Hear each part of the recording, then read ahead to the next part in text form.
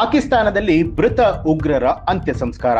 ಪಾಕ್ ಸೇನೆ ಸೇರಿದಂತೆ ಲಷ್ಕರ್ ಭಯೋತ್ಪಾದಕರು ಭಾಗಿ. ಇದಕ್ಕೆ ಸಂಬಂಧಪಟ್ಟ ಹಾಗೆ ಒಂದು ವಿಡಿಯೋ ಇದೆ, ನೋಡೋಣ ಬನ್ನಿ. ಇದೇ ಏಪ್ರಿಲ್ 22ನೇ ತಾರೀಕು ಪಹಲ್ಗಾಮ್ನಲ್ಲಿ ನಡೆದಂತಹ ಭಯೋತ್ಪಾದನಾ ದಾಳಿಯಲ್ಲಿ 26 ಜನರು ಸಾವನ್ನಪ್ಪಿದ್ದಕ್ಕೆ ಪ್ರತೀಕಾರವಾಗಿ ಭಾರತ, ಪಾಕಿಸ್ತಾನ ಮತ್ತು ಪಾಕ್ ಆಕ್ರಮಿತ ಕಾಶ್ಮೀರದಲ್ಲಿನ 9 ಭಯೋತ್ಪಾದಕ ಶಿಬಿರಗಳ ಮೇಲೆ ದಾಳಿಯನ್ನ ಮಾಡಿದೆ.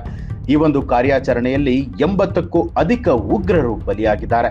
ಇದೀಗ ಭಯೋತ್ಪಾದಕ ಶಿಬಿರಗಳ ಮೇಲೆ ಭಾರತ ನಡೆಸಿದ ದಾಳಿಯ ನಂತರ ಅಂತ್ಯಕ್ರಿಯೆಗಳು ನಡೀತಾ ಇರುವಂತದನ್ನ ಪಾಕಿಸ್ತಾನ ಹಾಗೂ POK ವಿಡಿಯೋಗಳು ವೈರಲ್ ಮಾಡಿರುವಂತದ್ದು.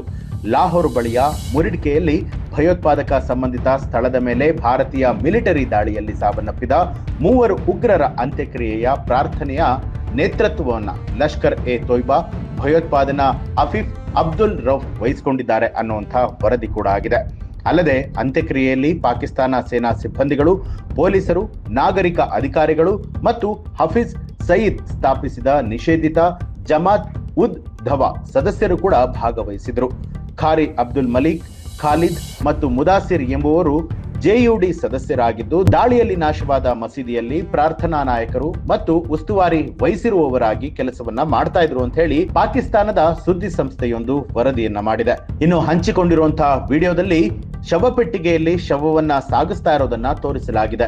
ಇನ್ನೊಂದು ವಿಡಿಯೋದಲ್ಲಿ ಪಾಕಿಸ್ತಾನ ಸೇನಾ ಸಿಬ್ಬಂದಿಗಳು ಮುರಿಡ್ಕೆಯಲ್ಲಿ ಪಾಕಿಸ್ತಾನ ಧ್ವಜ ಸುತ್ತಿದ ಶವಪೆಟ್ಟಿಗೆಯನ್ನ ಹೊತ್ತೊಯ್ತಾ ಇರೋದನ್ನ ತೋರಿಸಲಾಗಿದೆ.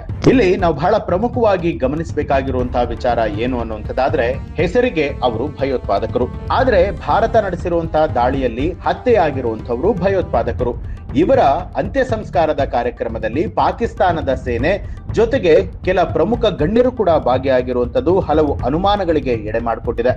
ಉಗ್ರರ ಈ ಒಂದು ಕೃತ್ಯವನ್ನ ಮಾಡೋದಕ್ಕೆ ಅಲ್ಲಿನ ಸ್ಥಳೀಯ ಅಧಿಕಾರಿಗಳು ಹಾಗೂ ಪಾಕಿಸ್ತಾನದ ಸೇನಾಪಡೆ ಕೂಡ ಕೈ ಜೋಡಿಸಿದ್ಯಾ ಅನ್ನುವಂತ ಅನುಮಾನಗಳನ್ನ ಕೂಡ ಹುಟ್ಟು ಹಾಕ್ತಾ ಇರುವಂತದ್ದು.